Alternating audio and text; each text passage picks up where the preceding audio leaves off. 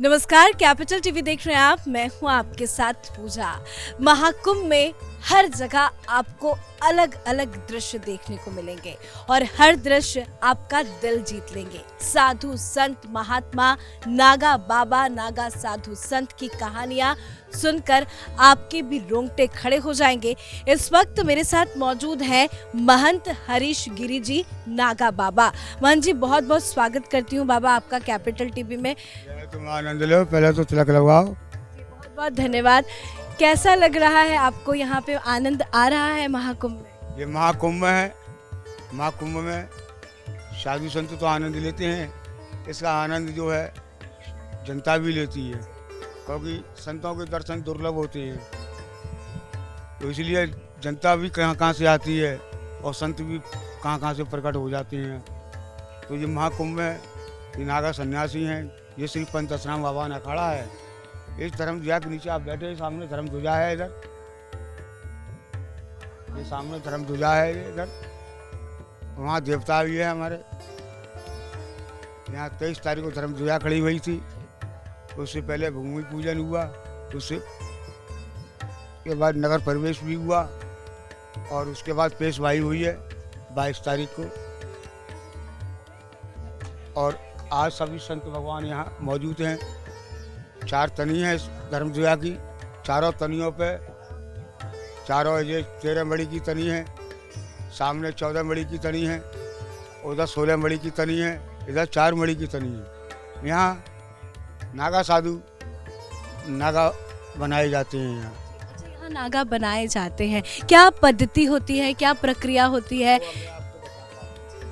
ऐसा होता है, जब शुरू में हमारे पास कोई साधु हमारे यहाँ या किसी साधु के पास कोई आता है साधु बनने के लिए, तो सबसे पहले उसको जो है, चाहे वो बच्चा हो चाहे बूढ़ा हो, सबसे पहले उसको ब्रह्मचारी का दर्जा दिया जाता है।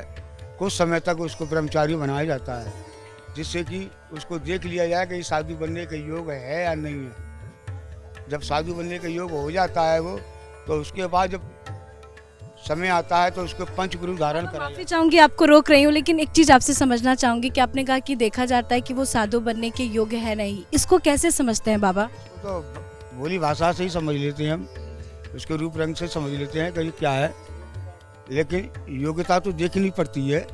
आप भी हमारे पास बैठे तो हम भी आपके अंदर कोई योग्यता देखेंगे, ऐसी कोई बात नहीं। आप भी कोई योग्यता हमारे अंदर देखोगे, ऐसी कोई बात नहीं है। जो सत्य है वो बताई जाए, तो उसके अंदर जब योग्यता देख ली जाती है, जब उसके 5 गुरु धारण कराए जाते हैं। क्या गुरु धारण कराया था? 5। तो एक गुरु तो लंगोटी देते हैं, एक गुरु भस्मी देते हैं, एक गुरु जो है भगवा वेश देते हैं। ये भगवा वेश समझ रहे, जैसे पैर के बैठे हुए साधु संत हमारे। और एक गुरु कंठी देते हैं, और एक चोटी जो काटते हैं वही कान में मंत्र देते हैं। ये 5 गुरु होते हैं बच्चों, और ये 5 गुरु होने पर ये परमेश्वर हो जाता है। क्या? पंच परमेश्वर कौन होता है? पंच परमेश्वर उसका मालिक हो गया। अब साक्षात उसको जब गुरु कृपा से जो मंत्र मिलता है उसका वो जाप करता है। फिर जब कुंभ लगते हैं, जैसे अब ये कुंभ लगा हुआ है, जब कुंभ लगते हैं तो कुंभ में उसका जो है द्वारा मुंडन होगा। पहले भी मुंडन हुआ, उसके बाद फिर जो मुंडन होगा। अब जो मुंडन होगा आपको आप दिखेगा, यहाँ संस्कार होंगे जब, तो मुंडन होंगे सबके। और मुंडन होके फिर इनके जो है विजया हवन होंगे। विजया हवन होके उनके पिंडदान कराए जाएंगे, और पिंडदान करा के तब उनको जो है 24 घंटे इसी धर्मध्वजा के नीचे तनी पे बैठाला जाएगा। यहीं 4 तनी है, चारों तनी पे जो नए नए साधु बनेंगे वो बैठ के भजन करेंगे रातों दिन। 24 घंटे तक भजन करेंगे और गंगा में गोता लगवाए जाएंगे। और जब देख लेगा हाँ ये वास्तव में सेट है, तो उसके बाद उनको धर्मध्वजा के नीचे झटका लगवा के तब उनको शाही स्नान में निकाला जाता है।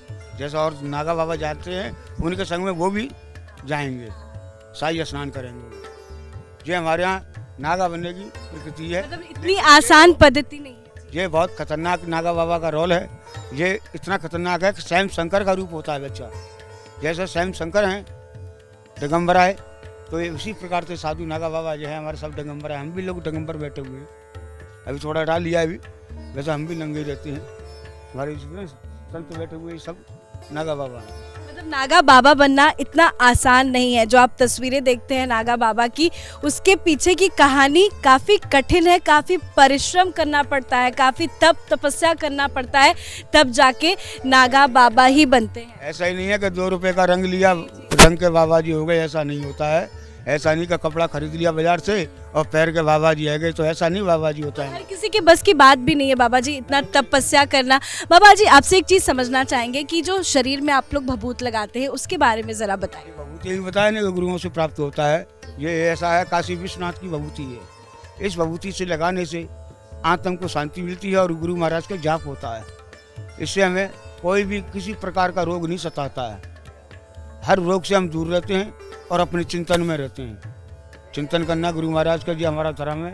हमारे जितने सन्यासी हैं वही सभी अपने गुरु का चिंतन करते हैं।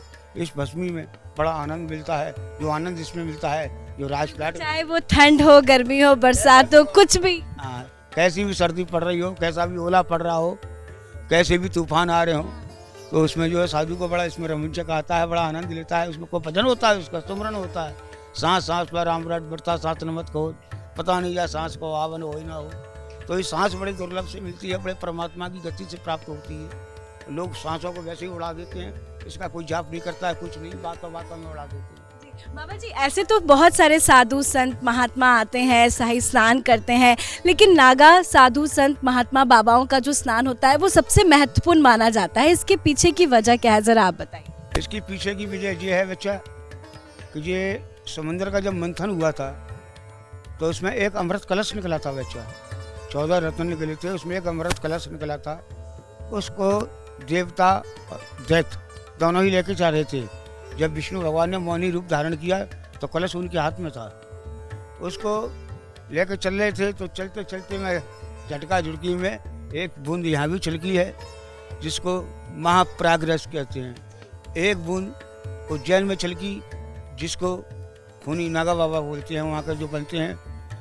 और एक बूंद हरिद्वार में छलकी, जिसको बर्फानी कहते हैं, जहाँ संस्कार होते हैं वहाँ बर्फानी कहलाते हैं। और एक बूंद उज्जैन नासिक में छलकी, जिससे खिचड़िया कहते हैं। ये 4 जगह कुंभ लगते हैं और ये महाकुंभ लगते हैं। इन कुंभों की लीला अद्भुत आदि अनाज से चली आ रही है। ये देवता और ऋषि मुनि साधु संत जितने भी हैं पहले से ही चले आ रहे हैं।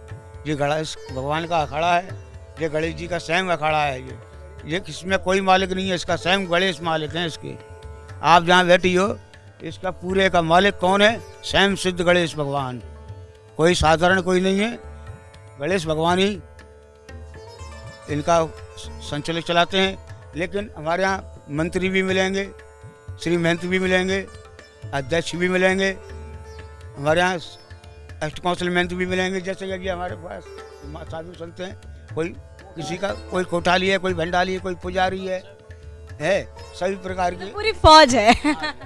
अच्छा, हम लोग नागा फौज हैं, क्योंकि आध गढ़ की बनाई हुई है, समझो बात को। सनातन की रक्षा कर रहे हैं। क्योंकि इस रक्षा के लिए बनाया था। आदि गुरु शंकराचार्य ने जब अत्याचार चाहा था हमारे देश के ऊपर, जब सन्यासियों में नागा फौज तैयार करी गई थी, जिससे कि हम लोग आए पड़ने पे हम किसी दुश्मन से भी टकरा सकें।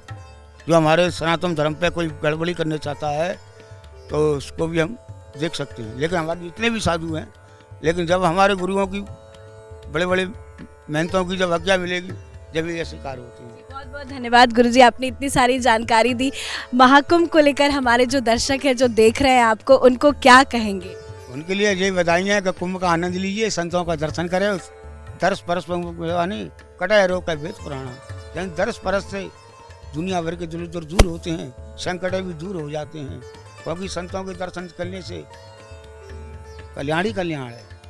जैसे गुरु महाराज का भजन करोगे तो मोक्ष प्राप्त हो जाता है, और संतों के दर्शन करने से ये शरीर का कल्याण हो जाता है। बहुत बहुत धन्यवाद, बहुत बहुत धन्यवाद, आपने इतना समय निकाला, इतनी पूरी प्रक्रिया बताई।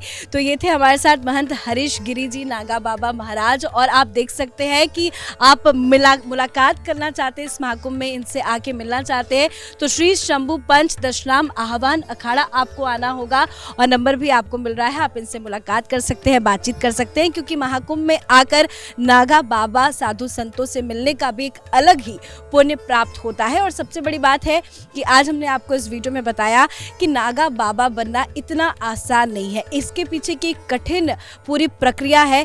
कैसे कोई भी संत या कोई छोटा सा बच्चा अपने आने वाले जीवन में नागा बाबा बनना चाहता है तो उसकी पूरी प्रक्रिया होती है। यूं ही नहीं कि 2 मिनट में फटाफट आप नागा बाबा बन गए, उसकी पूरी प्रक्रिया हमने आपको बताई और हमने आपको बताया कि क्या इसकी महिमा है। और वाकई में यह महाकुंभ बेहद ही अद्भुत है। इस खास शो में मेरे साथ फिलहाल इतना ही। कैमरा शो के साथ मैं पूजा, कैपिटल टीवी महाकुंभ।